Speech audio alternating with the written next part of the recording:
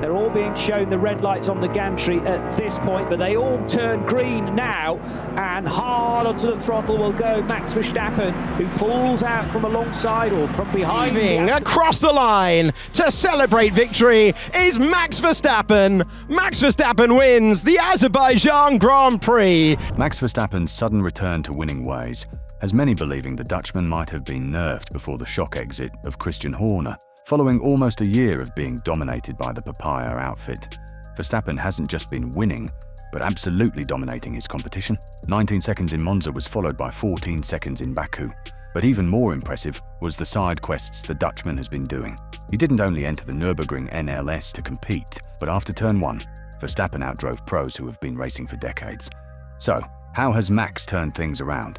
And is the new Red Bull team principal, Laurent Mekies, the spark behind this career resurgence? Join us as we reveal it all. Following a dominant win in Monza, Max Verstappen raised some eyebrows by praising the man many thought could be Red Bull's biggest blunder. Honestly, I didn't even think about that when I crossed the line. But it's nice. It didn't feel too bad. The cars have been fun. They're pretty decent in the high speed. They're quite quick in a straight line. Of course, the low speed, that's where we lose out compared to the previous generation. And yeah, on some tracks, you can do these lap records. This came following the Dutchman breaking 2 records at Monza. First was the fastest ever Formula 1 lap, which put him on pole, and then he won the fastest ever Formula 1 race. But these records were not solely thanks to Mekies, but rather a combination of the new tarmac laid a few weeks earlier and the way in which Mekies has transformed Red Bull. So, what has the Frenchman been doing? Well, according to Verstappen, Mekies has been changing quite a few things behind the scenes. First of all, he has imposed more order in their approach to fine-tuning the RB21. This was the opposite of Horner's scattered gun approach to solving problems. Mekies, an engineer in his own right, believes that the team should focus on a single problem, double down, and try to solve it before moving on to the next. What this has resulted in is a clinical approach that focuses on specific problems identified by the drivers and fixing them to ensure the driver inside the car is feeling comfortable and confident. We were not fully understanding what to do with Laurent, having an engineering background. He's asking the right questions to the engineers, common sense questions. So, I think that works really well. Plus, you try to understand from the things that you've tried. Then, at one point, something gives you a bit of an idea of a direction, and that's what we kept working on. That's kind of telling, and possibly implies that Christian Horner was too focused on his own problems instead of asking critical common sense questions to his team and engineers. On top of this, Verstappen was also given a little more freedom with his setup, with some Red Bull engineers remarking how the Dutchman pushed them into uncharted waters. And now, with Mekies, an engineer, it seems like the Dutchman is much happier with the direction the team and the car seem to be heading in. I definitely felt that in Zandvoort already. We took a step that seemed to work quite well. And then here another step, which felt again a little bit better. What these changes seem to have been doing is giving Verstappen a new sense of belief that he might still be a relevant threat for the title, and Baku just proved it. What do you think? Can these changes give Verstappen the confidence to relaunch his title bid? Let us know in the comments below, and make sure you are subscribed to our channel. One of the greatest conundrums in the F1 paddock was whether or not Max is willing to see out his contract with Red Bull, which ends in 2028. Since early 2025, rumours have been swirling, suggesting that perhaps the 4-time world champion could be heading to Mercedes. There were even supposed contract negotiations, but once the summer window closed, the Dutchman revealed he was staying put. A very interesting suggestion that might have contributed to Max driving with this new fire is that Mekies has given him the freedom to follow his passion, which everyone knows is not in Formula 1 at the moment. Since the 2023 season, Max has been heavily invested in sim racing, and more specifically the GT3 discipline. However, Formula 1 drivers are mostly blocked from competing in outside sports due to contracts and to protect the driver from possible injury. I mean, it is not every day that a driver in the pinnacle of motorsport takes a few days off and goes to the lower leagues to drive on the most dangerous track in the world. But Verstappen didn't only take on the Nürburgring, he absolutely dominated. During the 1-week break between Monza and Baku, Max hopped into a Ferrari 296 and quickly obtained his competitive license. He then rocketed onto Baku, smashed his 6th career Grand Slam, before returning to the Nürburgring the following week and dominating the NLS GT3 race. This doesn't seem like the whiny Max we have become used to under Horner, constantly frustrated by Red Bull not giving him the car he needs. And for McLaren, it could be a warning of what is to come for the rest of the season. It pushes all the way. We did, but yeah, you earned it, and 4 world championships. Now you beat my Senna guy. And like you said, You know, before I could only win it in the fastest car. Exactly. This year has been a little bit different. Well done. Well done. Thank you, guys. It is still highly unlikely that the Dutchman could pull back the points deficit on either Lando or Oscar heading into the final few races of the season.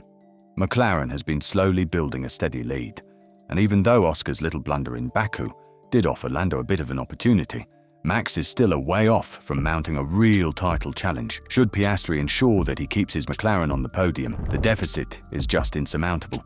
But given the way the Formula One gods have been treating the Dutchman recently, he might have a small sliver of an opportunity. This will all come down to whether Red Bull can solve their biggest problem of being slow in the low-speed corners while looking after its tyres. This has been the main advantage of the McLaren, keeping its tyres cool on high-degradation tracks and allowing both drivers to stay out far longer before having to pit and lose time behind traffic.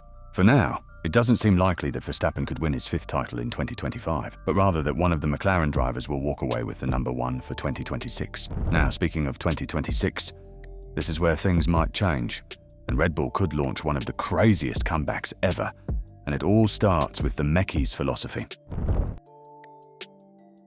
One of the main differences between Laurent Mekies and Christian Horner is how they view the sport.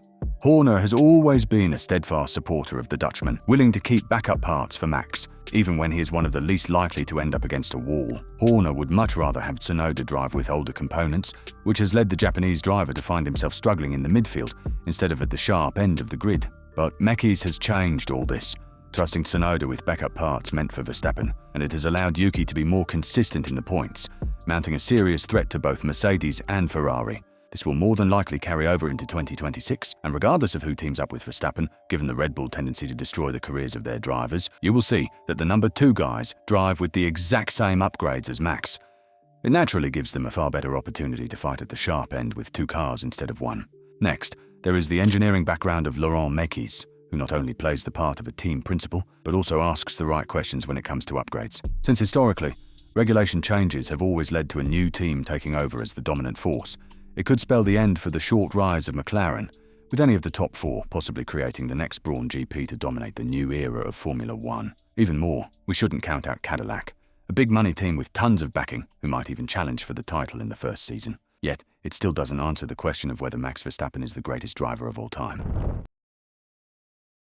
There are a ton of Formula One drivers who have explored other avenues of racing following a Formula One stint. Jean-Éric Vergne went on to become a 2-time Formula E world champion, while others, such as Paul Di Resta, Antonio Giovinazzi, and Brendan Hartley, have all competed and won at the 24 Hours of Le Mans. But no one in recent history has been able to complete side quests like Verstappen.